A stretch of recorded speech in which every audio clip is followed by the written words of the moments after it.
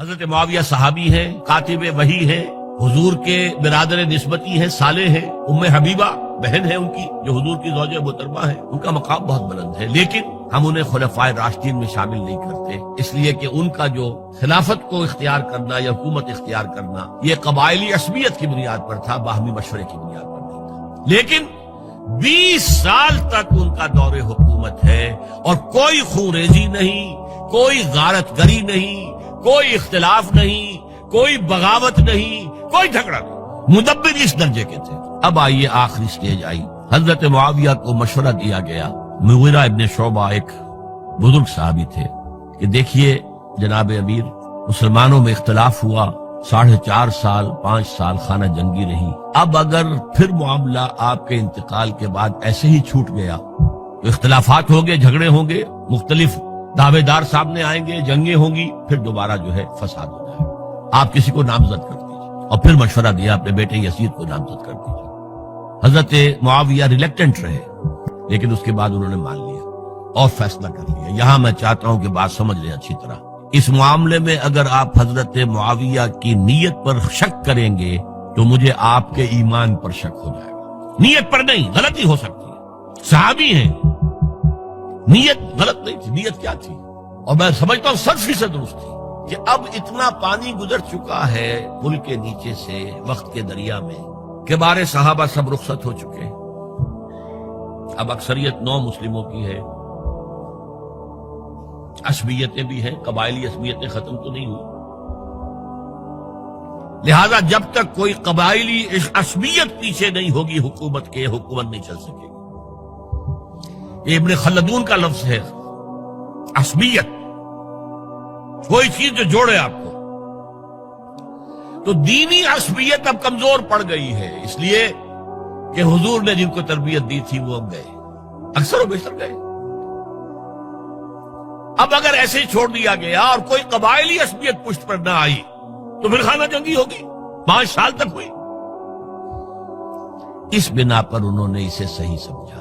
آپ اختلاف کر سکتے ہیں، صحابہ کی رائے سے اختلاف ہو سکتا ہے، لیکن آپ ان کی نیت پر شک نہیں کر سکتے۔ بہرحال واقعہ کیا ہے تاریخی اعتبار سے کہ یہ 10ویں سال میں نامزد کر دیا یزید کو اپنے بعد خلیفہ کے لیے، ولی عہد۔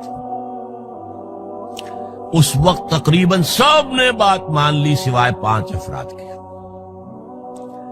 وہ 5 افراد بہت اہم تھے، بہت اہم۔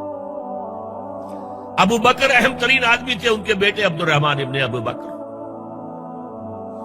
عمر نمبر 2 تھے، عبداللہ ابن عمر۔ زبیر عبداللہ ابن زبیر۔ عباس عبداللہ ابن عباس، اور حسین ابن علی۔ حضرت حسن کا انتقال ہو گیا تھا۔ اہل تشیع کا کہنا یہ کہ زہر دیا گیا، واللہ اعلم، میں کچھ نہیں کہہ سکتا، میں کوئی تاریخ کا محقق اس معنی میں نہیں، میں موٹی موٹی باتیں جانتا ہوں۔ بہرحال انتقال ہو گیا تھا، 5 آدمیوں نے نہیں مانا، لیکن دیکھیے یہ تھی تدبر کی بات حضرت امیر معاویہ کی۔ کوئی دباؤ نہیں ڈالا، کوئی جبر نہیں کیا، کوئی کسی کو نقصان نہیں پہنچایا کہ نہیں مان رہے تو یہ کر دیں، نہیں۔ دیکھیں گے جب وقت آئے گا۔ جب وقت آیا حضرت معاویہ کے انتقال کے بعد،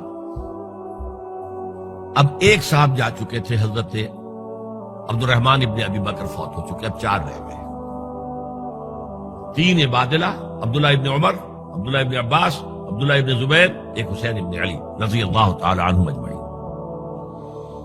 جب بیعت ہو گئی یزید کی تو اب ان کے درمیان اختلاف ہوا۔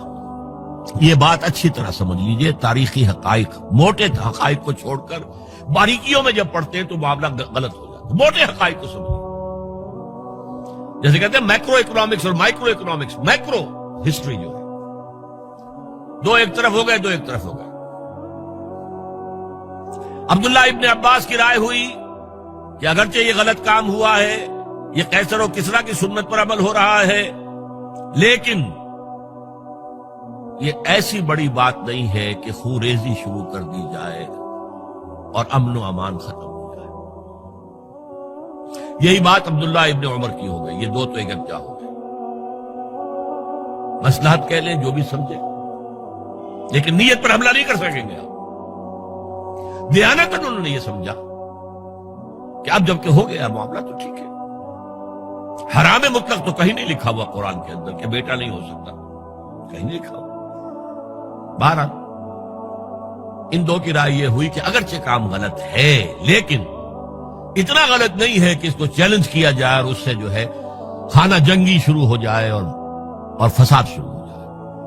دو کی رائے یہ ہوئی کہ نہیں، we have to challenge it come what میں۔ عبداللہ ابن زبیر، حسین ابن علی رضی اللہ تعالی عنہما یا عنہم، تو یہ دو علیحدہ، ان دو میں اب اختلاف ہوا۔ عبداللہ ابن زبیر کی رائے یہ تھی کہ یہی مقیم رہو مکے میں، حجاز میں، مکے اور مدینے میں، یہاں سے ریزسٹنس موومنٹ ہم شروع کریں گے، کیونکہ یزید کی خلافت تو دمشق میں تھی، بہت دور۔ حضرت حسین کو خطوط آ رہے تھے کوفے سے، کوفہ حضرت علی کا صدر مقام رہا تھا، اور جن سبائیوں نے فتنہ پیدا کیا تھا حضرت عثمان کے خلاف وہ بھی وہیں آباد تھے۔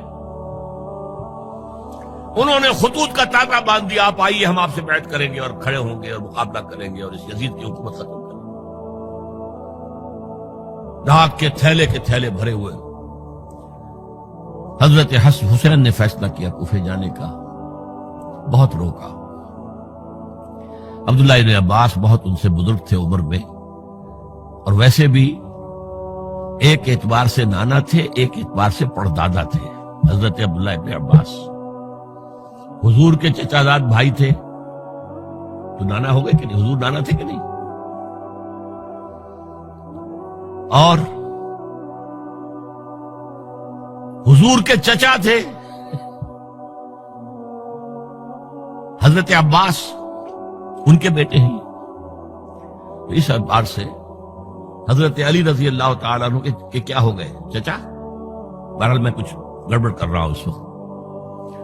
وہ دوڑتے جا رہے تھے کہ حسین خدا کے لیے مت جاؤ، خدا کے لیے مت جاؤ، یہ کوفی تمہارا ساتھ نہیں دیں گے، الکوفی لا یوفی، کوفی وفا نہیں کرتا وعدہ،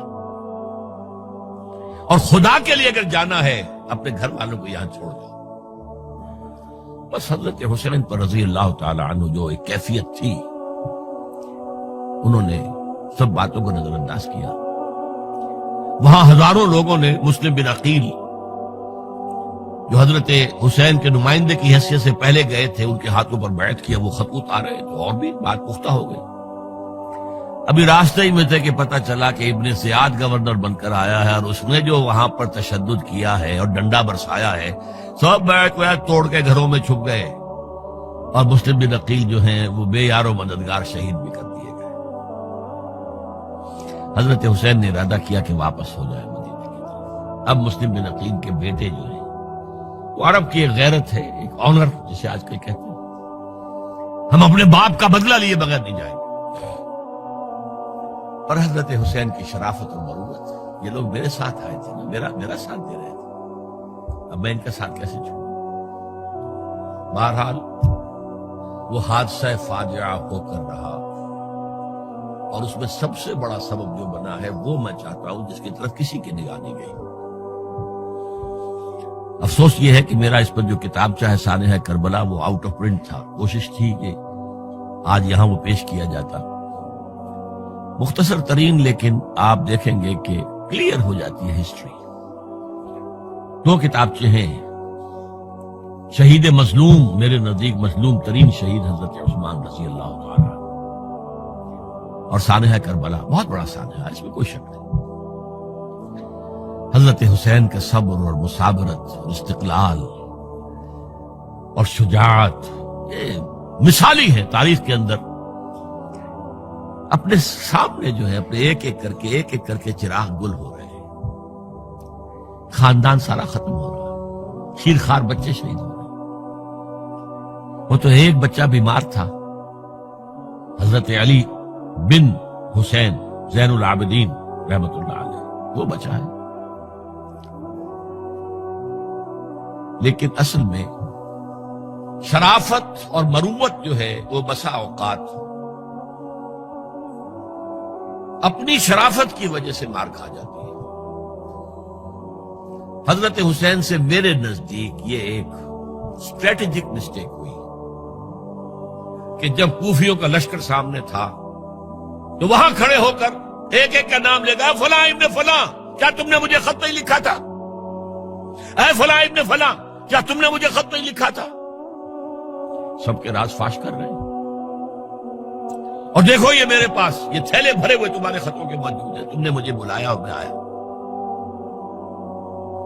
یہ بات تھی جس کی بنا پر اب ان کے لیے کوئی چارہ نہیں تھا کہ انہیں شہید کر دیں، ورنہ تو یہ ہمارا بھانڈا پھوڑ دیں گے جا کر یزید کے پاس، تو ہماری کھالیں کھنچ جائیں گی۔ یہی وجہ ہے کہ حضرت حسین نے 3 آفرز کی، مجھے واپس مدینے جانے دو، نہیں، مجھے یزید کے پاس جانے دو، نہیں،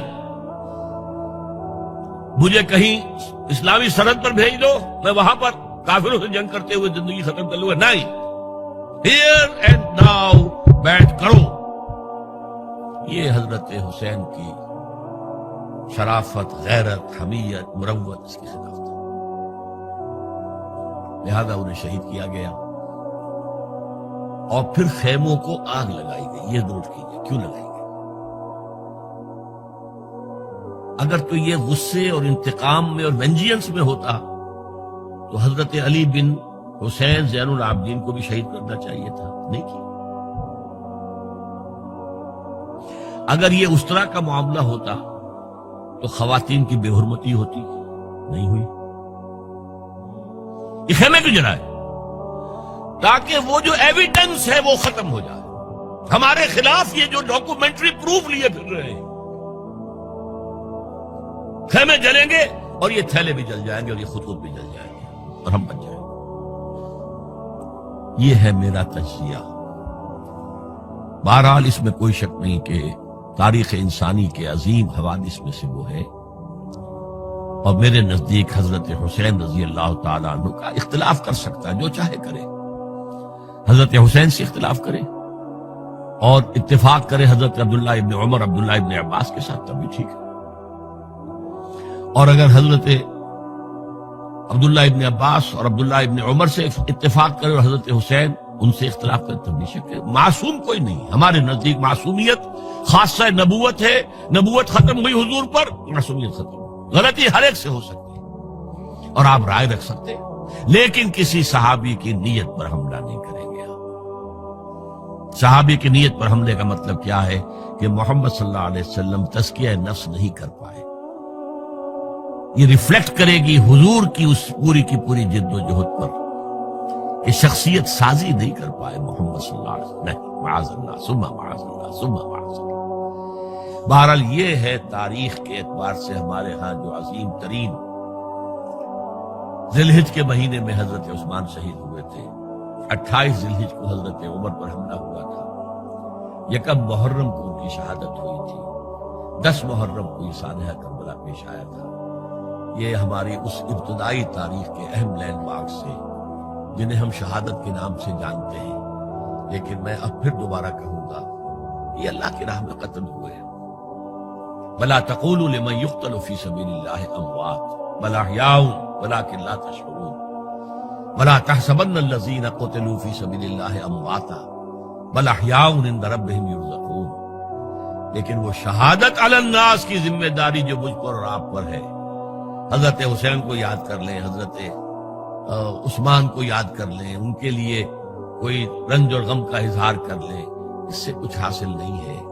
حاصل تو یہ ہے کہ شہادت علی الناس کی تیاری کیجئے، اپنی ذاتی زندگی میں آج سے گواہی دیجئے اللہ کے بندے ہونے کی، اپنے عمل میں، اپنے قول میں، اور کوشش کیجئے کہ مل جل کر اس ملک کے اندر وہ نظام برپا کرے کہ جو شہادت علی الناس دین حق کے ایک کامل نمونے کے طور پر دنیا پر حجت قائم کر دے کہ دیکھ لو اپنی آنکھوں سے، یہ ہے وہ دین حق جو محمد لے کر آئے تھے۔ اللہ تعالیٰ مجھے اور آپ کو اس کی توفیق عطا فرمائے۔ باقی یہ کہ یہ کیسے ہوگا، اس پر تو میری کتابیں پہلے بھی تقاریر میں کر چکا ہوں، وہ منہج انقلاب نبوی وغیرہ وہ ہے، ان کا مطالعہ کیجیے۔ بارک اللہ لی و لکم فی القرآن العظیم ونفعنی وإیاکم بالآیات والذکر الحکیم۔